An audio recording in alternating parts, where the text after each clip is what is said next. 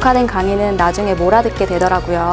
라이브 클래스 같은 경우는 학원 스케줄에 맞춰서 꼭 들어야 하니까 공부도 미루지 않게 되고 학원에 가 있는 느낌이 들더라고요.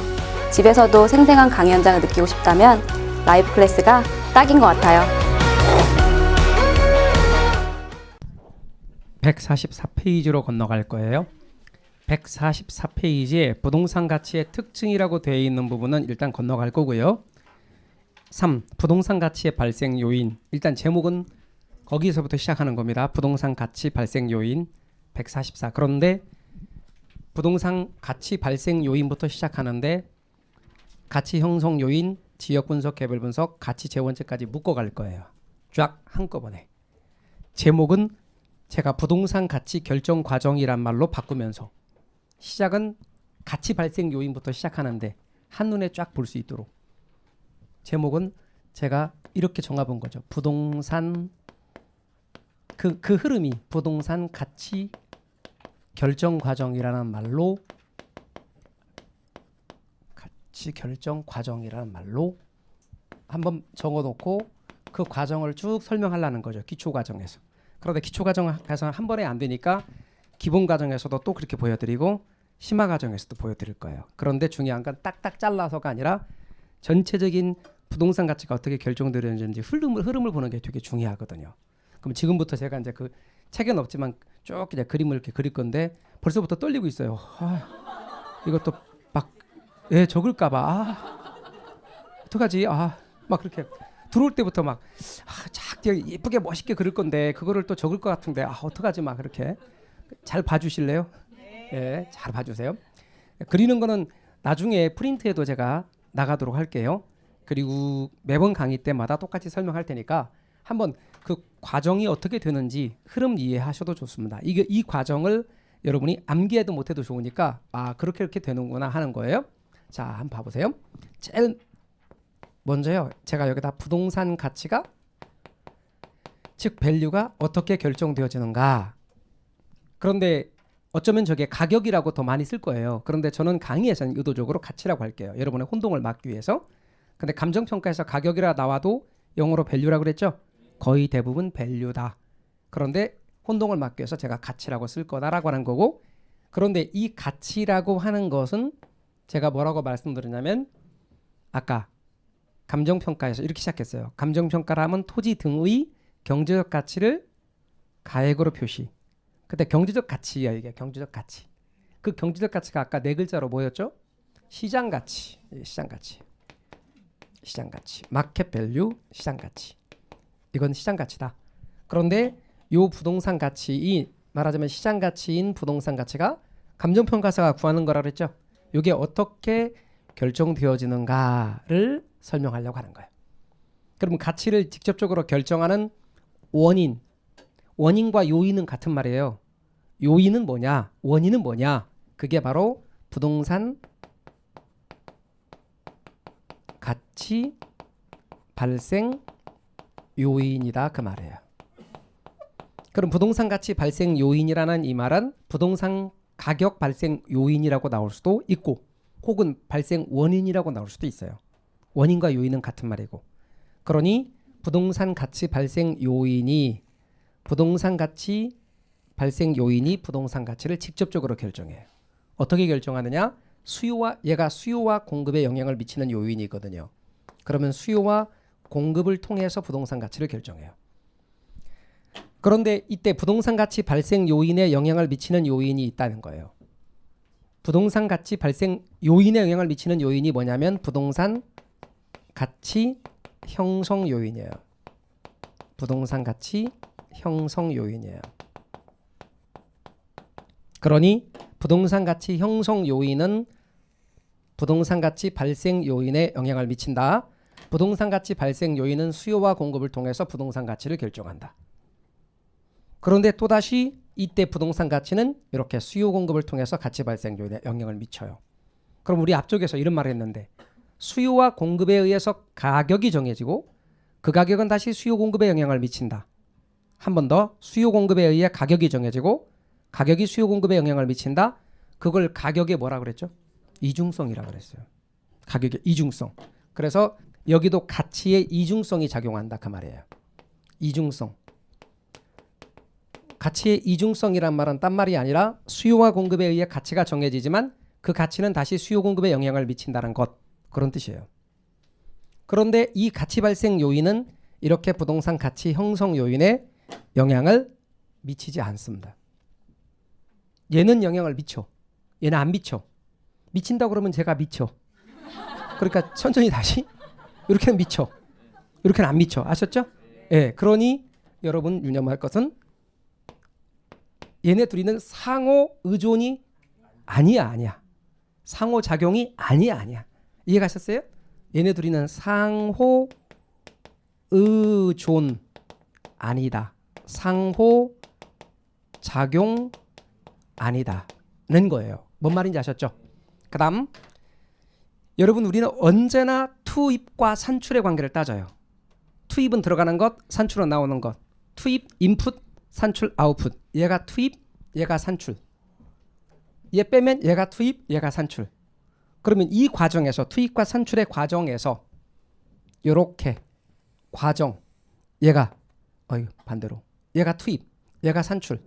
그러면 투입에서 산출의 이 과정 프로세스죠. 이 과정 속에서 가치가 정해지는 원칙, 가치의 여러 가지 원칙, 재원칙이 나타난다 그 말이에요.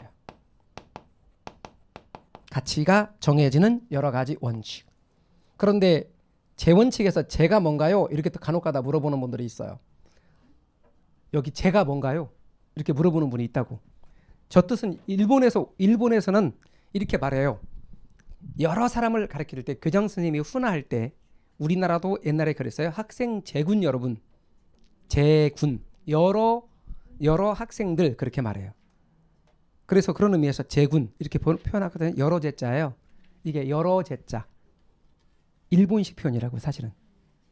그러니까 지금은 그렇게 교육 안 하죠. 교장 선생님이 훈화할 때 교장 선생님께 대해 격려해 그러면 충성 이렇게 안 하거나 충효 이렇게 안 하잖아요. 근데 옛날엔 그랬다고. 모자 쓰고. 그 일본식 교육이었다고. 옛날에 그랬어요 진짜로. 남학생들은 다 모자 쓰고 교복 입고 격려할 때 교장 선생님께 대해 격려해 그러면 이렇게 했다니까. 이게 일본식 교육이었죠. 지금은 교육 안 하죠.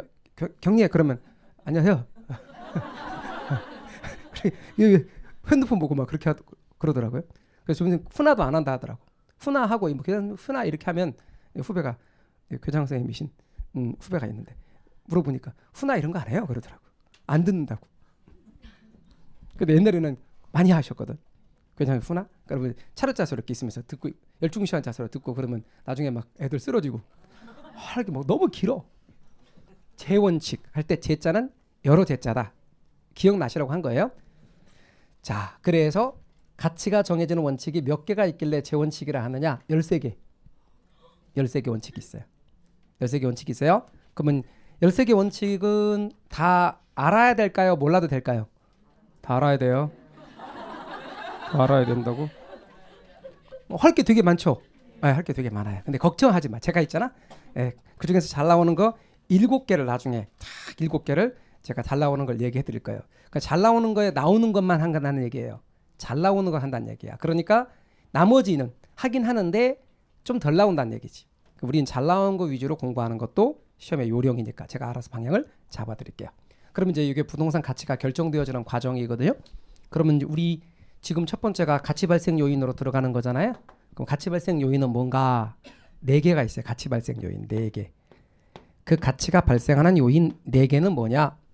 그 4개는 이렇게요. 효, 그 다음에 상, 그 다음에 유, 그 다음 이예요.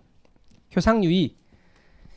앞으로 강의하면서 암기 포인트나 또 암기하는 방법들도 제가 얘기할 텐데 기초 과정은 아니에요. 그냥 한번 해본 거야. 어차피 할 거니까. 첫 번째는 뭐냐면 효용이에요. 효용. 두 번째는 뭐냐면 상대적 희소성이에요. 세 번째는 뭐냐면 유효 수요예요. 네 번째는 뭐냐면 이전성이어요. 그래서 여러분 유념할 것이 이렇게 효상유의, 효상유의. 앞으로 효상유의 그럴 거예요. 그런데 여러분 첫 번째 효용 이렇게 효상유의라고 앞으로 제가 말할 건데 효용이 뭐냐? 여러분 사람의 욕망 또는 욕구 또는 필요, 제가 방금 말한 거 사람의 필요, 어떤 걸 필요로 하는 거 필요, 욕구 혹은 욕망, 이걸 충족해 줄 수 있는 재화의 능력을 효용이라 그래요. 그러면 어떤 걸 통해 그 욕망, 욕구를 충족해 주느냐? 부동산이니까 쾌적성이나 아니면 수익성이나 이런 걸 통해서 그 욕망을 충족하는 거예요. 그러면 주거용 부동산이면 쾌적성인데 거기다 뭐가 더해져야 되냐면 편리성이 더해져야 돼. 이해 가셔요? 또는 상업용 부동산이면 수익성이 높은 부동산이 그 사람의 필요를, 인간의 필요를 또는 욕구를 충족해 주는 거예요. 수익성이 높은 부동산일수록. 그래서 방금 제가 말한 것처럼 효용. 그런데 여러분 주거용 부동산의 효용을 살짝 바꿔서, 효용이란 용어를 살짝 바꿔서 말하면 유용성이란 말로 바꿀 수 있어요. 유용성. 유용성 와닿지 않아요? 유용성? 유용성이란 말은 용이라는 것은 사용하는 거예요. 그러면 내가 그것을 사용할 만한 가치가 있는 걸 말하는 거예요.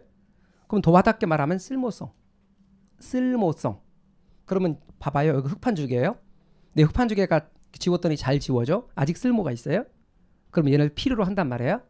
얘는 흑판주개로서의 기능을 하면서 필요를 충족시킨다고. 제 말 때 이해가 되셨죠? 그러니까 얘는 쓸모가 있는 거지. 아 근데 이걸 지웠더니 막 이게 막 안 지워지고 막 뭉개지고 막 날아가고 막 그래. 그러면 흑판주개로서의 얘가 기능을 못하는 거죠. 그러면 필요를 충족하지 못하잖아. 쓸모가 없는 거잖아. 그럼 뭐가 없어요? 가치가 없어. 쓸모가 없으면.